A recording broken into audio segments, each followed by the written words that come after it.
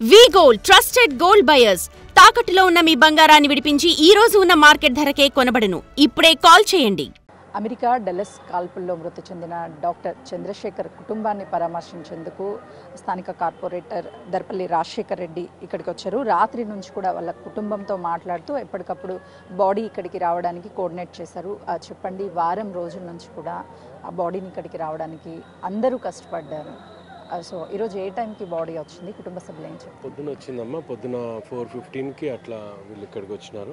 యాక్చువల్గా ఎయిర్పోర్ట్లో 2 గంటలకు వచ్చింది. వాళ్ళ ఫ్యామిలీ మెంబర్స్ అందరు ఎయిర్పోర్ట్ పోయారు. స్థానికంగా కలెక్టర్ గారు కోఆర్డినేట్ చేసిండ్రు.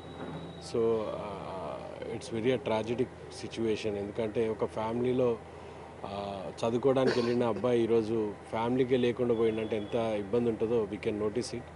అండ్ బేసికల్లీ జరిగిన ఇన్సిడెంట్ తలుచుకుంటే అసలు అమ్మో భయం వేస్తుంది. అసలు పిల్లల్ని ఇప్పుడు నెక్స్ట్ జనరేషన్ పిల్లలు ఎట్లా ఎదుర్కొంటారు ఈ డిస్క్రిమినేషన్ని, ఇవన్నీ కూడా ఆలోచిస్తే చాలా ట్రాజెడీకి ఉంది.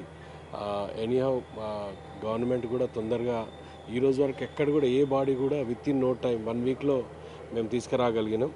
గౌరవ ముఖ్యమంత్రి రేవంత్ రెడ్డి గారు ఎవ్రీ మినిట్ మానిటర్ చేసి, నేను కూడా కోఆర్డినేట్ చేసి, మా లోకల్గా ఉన్న నాయకత్వం కూడా మాతోటి సంప్రదించుకుంటూ, మధుయాష్కి గౌడ్ గారు అక్కడ యుఎస్లో కూడా తను కూడా కోఆర్డినేట్ చేసి, ఇక్కడ ఉన్న లోకల్ లీడర్స్ అందరూ కూడా కోఆర్డినేట్ చేయడం వల్ల తొందరగా రాగలిగింది. వాళ్ళ ఫ్యామిలీ మెంబర్స్ కోఆపరేషన్ చాలా ఉంది.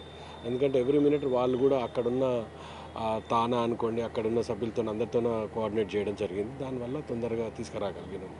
అమెరికాలో కాల్పులకి గల కారణాలు ఏంటి? ఇవన్నీ ఏమన్నా నోటీస్కి వచ్చాయి? ఇప్పుడు కాల్పుల కారణాలు ఏమని ఎతుకుతామమ్మా? End of the day the only thing is discrimination.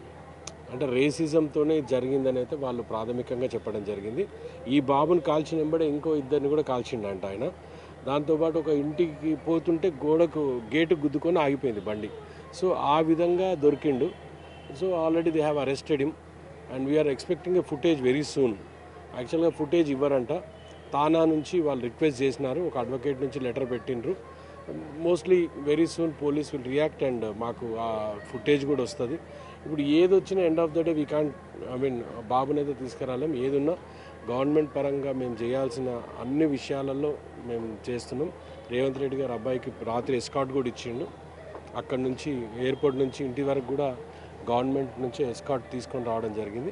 అదేవిధంగా ఈ క్రిమేషన్ కూడా ఇప్పుడు శ్రీధర్ బాబు గారు, అట్లూరు లక్ష్మణ్ గారు, మల్లెడ్డి రంగారెడ్డి గారు, మధుయాషి గౌడ్ గారు వీళ్ళందరూ కూడా ఇప్పుడు క్రిమేషన్కి వస్తున్నారు ఇప్పుడు కొద్దిసేపట్లో. సో ఎవ్రీథింగ్ అంటే మేము ఏం చేయలేము, బట్ ఆ కుటుంబానికి మాత్రం అండగా ఉంటాం. వాళ్ళ ఫ్యామిలీకి 2 తమ్ముళ్ళు ఉన్నారు. మేము మా నుంచి అయ్యే సాయం మాత్రం ఖచ్చితంగా చేస్తూనే ఉంటాం.